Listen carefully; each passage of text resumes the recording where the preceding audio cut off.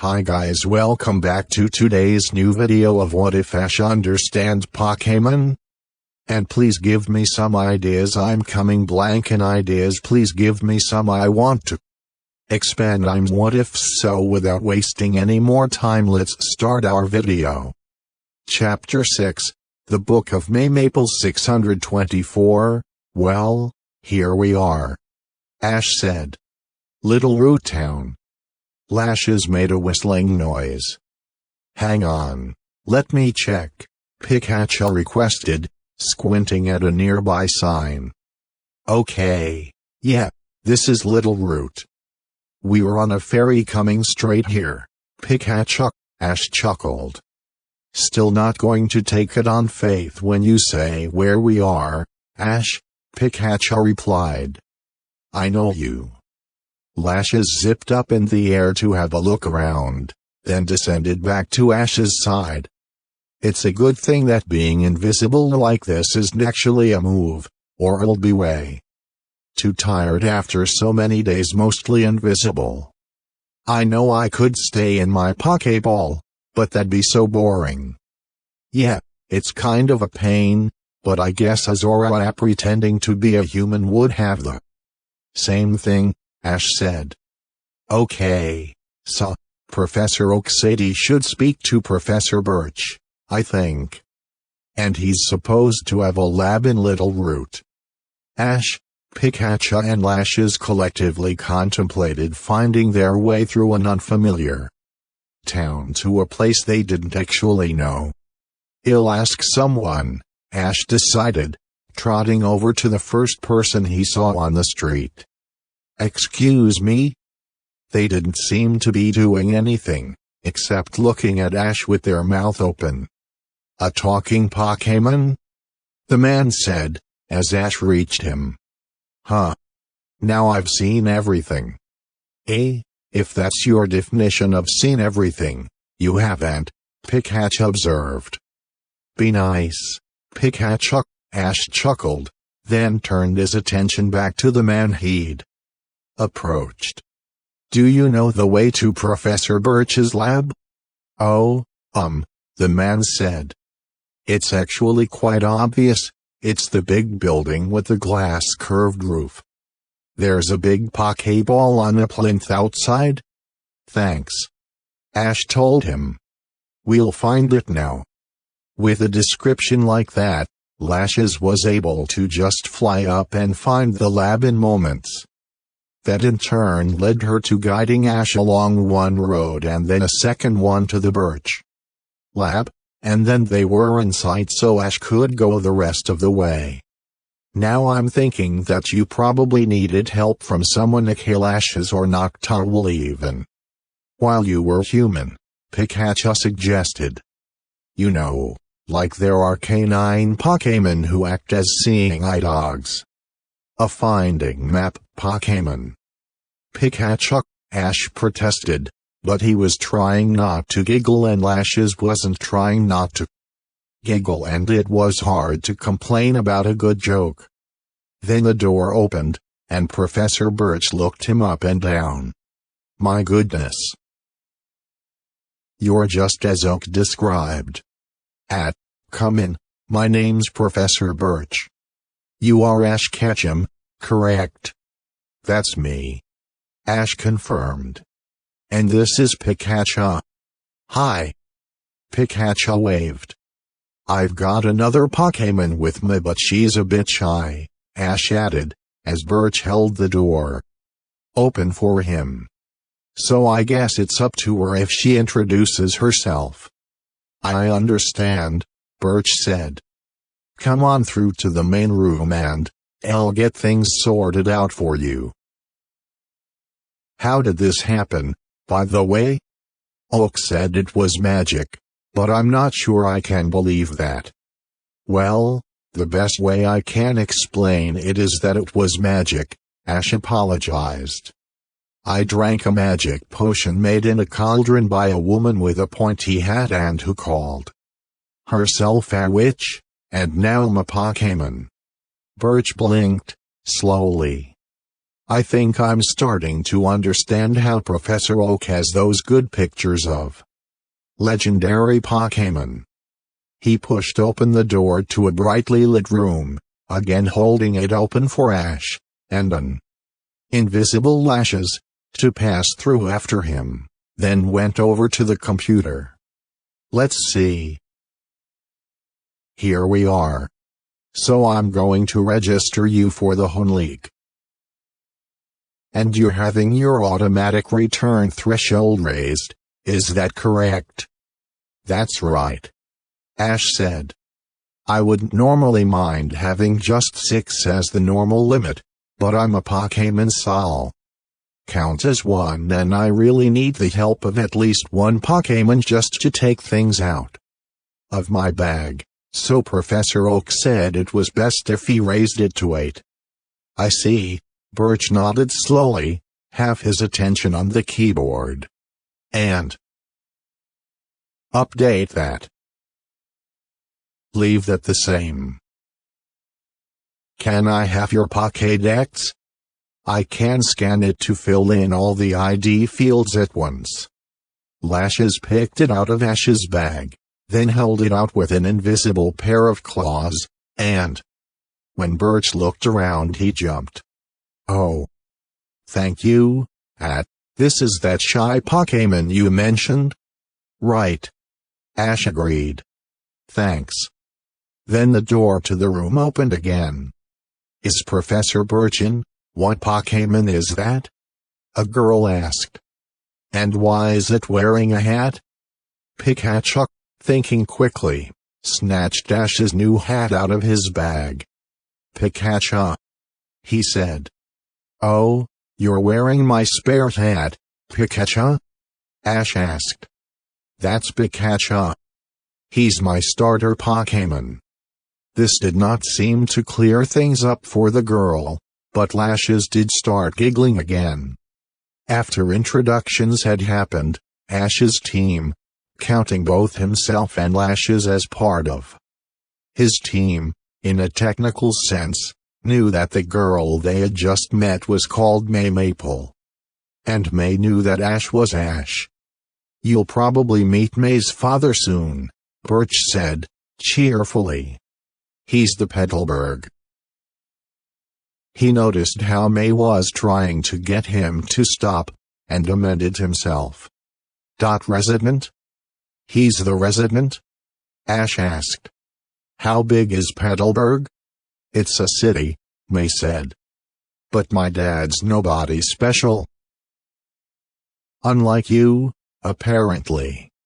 How come you're a Pokémon? Magic, Ash explained, which didn't help. But you're here for something with Professor Birch, right? I should get sorted out so he can move on to you. It's fine, the applications take a few minutes to process, Birch told him. If you don't, Mendel can handle May while we wait? Ash waved his hoof. Sure. Okay, let's see, Birch went on, checking his notes. So, you're here to get a starter Pokémon, and you don't have any special preferences. May winced. Well, more like. I don't really think I'll get on with any Pokémon, not properly. How come? Ash asked, tilting his head. I get why you wouldn't get on with some Pokémon, but not getting on with any Pokémon? Pokémon are so varied, and they're such good friends so often, I don't really get how that's possible. He indicated Pikachu. And how things start doesn't mean anything about how it goes on, either. When I first got Pikachu we really didn't get on well, because he was really touchy and didn't like being caught. Touchy? Pikachu replied. Touchy? Your mom did not ask for permission before squeezing me like that. And the leash and rubber gloves didn't help either. Yeah, I was an idiot, Ash agreed. And I guess Mom hadn't been in close touch with a Pokémon for a while, So she didn't. Remember, you have to ask them before doing that. But anyway, once we got to know each other, it didn't take long. We worked really well together, and we still do now. Ash drummed a hoof on the lab floor, a bit nervously. So, I guess what I'm saying is, it's really hard for me to imagine how you could not get on with Pokemon at all. If you're afraid of them, it might make sense, but then I'll sort of wonder why you're here. For a starter Pokemon? Does that make sense? Lashes shrugged. Most of the trained Pokemon might have been yours, Brox or Mistus, Ash. What was that weird squeaking noise? May asked. It wasn't Pikachu. Oops, Lashes said. That's one of my friends, Ash replied. She's not used to being around people. May looked like that hadn't helped any more than the magic explanation had, then visibly remembered Ash's earlier question. Well, I want to travel, May explained. And that means having a Pokemon. That's my main reason for it. Ash thought about that for a long moment. I think you should probably make sure your Pokemon knows that, he said. But at the same time, you should never tell yourself that you're not going to try and make friends, just because you weren't planning to. If it doesn't work out between you, it doesn't work out, but it's got to be way better to travel with a Pokemon who you're friends with, right? The computer went bing. Oh, that's Ash's application done, Professor Birch said. 3 just. Well, I suppose May will need time to make her decision. I'll show you the starter Pokemon. He sent out a Mudkip, a Trico and a Torchic, but by the time he was done Ash was frowning again. Professor? He said. I never thought of this before, but why is it that it's only 3 starter Pokemon choices? Professor Oak did that as well, sort of. He only gave 4 options and one of them was Pikachu. Wouldn't it be better to have more than 1 Trico, more than 1 Torchic and more than 1 Mudkip? It might be, but there's problems with availability, Birch admitted. I could give plenty of choice of Zigzagoon, but most people don't really appreciate that kind of choice. Through a process that made sense to someone, presumably, May and Ash ended up leaving the Birch Labs together. May with her Torchic, who was the one choice out of May's 3 options who sounded like he was okay with the idea of giving it a go and seeing if I get on with you, Ash with his properly registered trainer card and updated settings. And Lashes with Pikachu, who'd elected to ride on her back for now. I still think that Mudkip was rude, Ash said, looking back at the labs. She might not have wanted to go with you, but there was no need for that. No kidding, Lashes agreed. Who tries to attack someone if they don't like them? Pikachu coughed. For the first time, Ash was traveling with someone who could move faster than a walk. And that meant he had a good reason to work out how to not only trot but also canter. That meant several false starts, especially when he got mixed up and forgot to unstick a hoof from the road, but eventually he got the hang of it and cantered steadily alongside May's bike.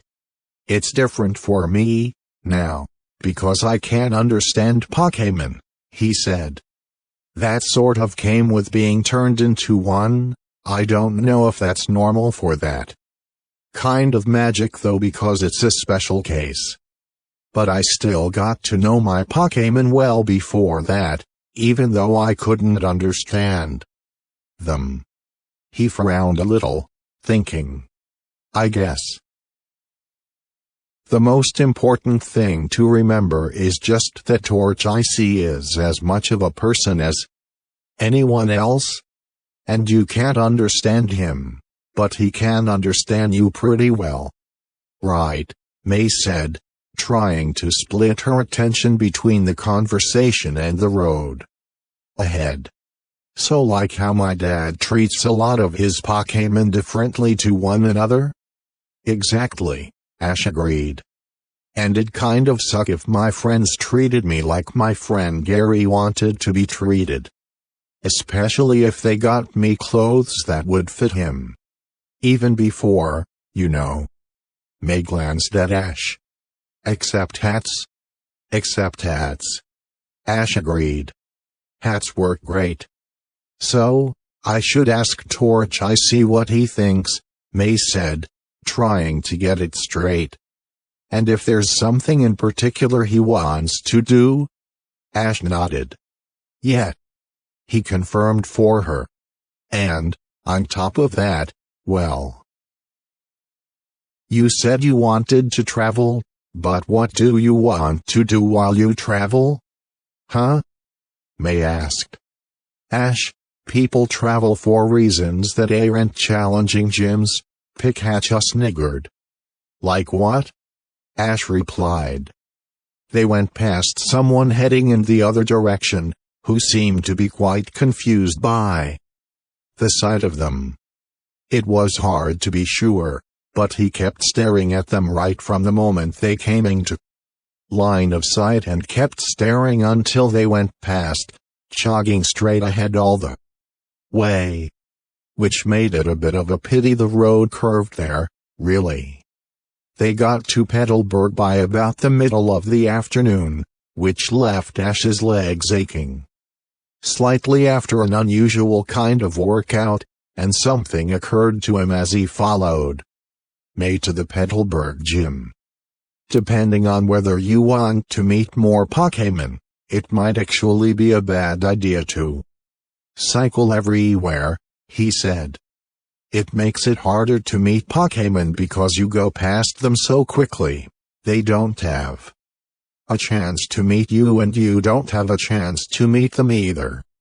And I guess if you don't want more Pokémon, that's fine, but you end up losing the chance. Pikachu sniggered. And, Ash being Ash, he'd probably trip over a good Pokémon for him. But it's a good point anyway. I guess that's a good point, but... May shrugged. I'm still not sure if I'm going to catch more Pokémon at all. I mostly got a Pokémon because my dad thought it was a good idea, not because... Well... She shrugged, and Ash frowned. Well, if you decide what to do, that might help, he said. We could try out having a battle in a bit. This is the gym, right? May nodded. Ash knocked on the door with a hoof, and it opened. Ahat, Challenger. A young boy said. Welcome to Why Are You a Pokémon? What Pokémon are you? Is that a flying Pikachu? Hi May. What's going on? That's funny, Ash frowned, glancing at May. Didn't you say this was the gym? As it turned out, this was the gym, but the young boy wasn't the gym leader. Instead, he was May's younger brother Max, and their father Norman was the gym leader. Fascinating, Norman said, once he'd shaken Ash's hoof. So you're a Pokémon and a trainer? Yes, I did hear something about that. What type are you? I don't actually know, Ash admitted. Professor Oak wasn't sure of a good way to test it. Fortunately, I've got an idea about that, Norman told him. You see, the normal type isn't just the type of the most basic no-frills Pokémon. Despite how it might sound. It's the most fundamental type of all, and I know just how to find out what type you might be, because the normal type combines with so many others. You see, the best way to find out what type you are involves immunities. Ash thought about that. Right, he said. So, like how? Electric types can't be paralyzed. Fire types can't be burned. Dark types are immune to psychic attacks. And how most people think ground types can't be hurt by electric attacks. I mean how? Norman frowned. They are immune to electric attacks. Huh, that's funny, Ash frowned. That's how I won at least 2 badges. Well, let's see what we can find out, Norman decided. Isn't here okay? He rummaged around among his Pokeballs. Let's see. Start with Kecleon. Is that alright? I don't know if you've been hit by attacks before, because you're a trainer. Pikachu has shocked me a few times. Ash admitted readily, trotting out to the middle of the gym floor. It's okay, though. I know Recover, though I haven't practiced with it yet. Well, Kecleon knows a few attacks that are going to matter here, but he's not very strong, so that works out quite well, Norman said. I usually use him for 2 badge battles because he's a great test of if someone bothers to learn more than one useful move. Kecleon came out with a flash, and scratched his head. This is a weird situation, he decided. Yeah, we're experimenting, Ash agreed. Shadow Ball, Norman called. The attack went right through Ash. Well, that was quick, Norman added. Congratulations, Ash, you're a normal type. Now all we need to do is work out if you have another type as well. He clapped his hands together. And he specialized in the normal type. So got some tips for you. It took a lot more experimenting, but eventually they concluded that Ash wasn't any of Ghost, Steel, Fire, Grass, Electric, Flying, Poison, Dark or Fairy type, plus ruling out Ground and Rock thanks to Sandstorm and Lsa thanks to Hail that left Ash as possible other type as Dragon, Psychic, Water, Bug or Fighting, if he had one at all, and left Pikachu looking very worried. Are you going to stop now? He asked. Seeing all that happened to Ash is giving me anxiety. Pikachu thinks we should stop, Ash said. It's been helpful though. He glowed faintly. It's the first time I've had a chance to practice Recover. You're a good kid, Ash, Norman said. I don't think I'll be this optimistic if I was in a situation like yours. I figured that it'd be a good chance to get a gym battle, Ash replied. I'm out to win my first home Pokemon badge. Now, that I can do, Norman agreed. Since you don't have any home badges, we'll give you the choice. Do you want this to be a serious battle where I try at a high level, or something easier? Don't know if you've got Pokemon you want to train up from here or not. Something partway up the scale would be best, Ash decided. I have got some of the Pokemon I used in the Silver Conference with me, but mostly Fatpy is new and Young and Unknown is new. Then there's my friend, who could take part if she wants. What do you think? I think he could give it a go. Lashes squeaked back. I think Norman's been nice so far. But I'm not very experienced. Oh, so that's how Pikachu is flying, Norman decided.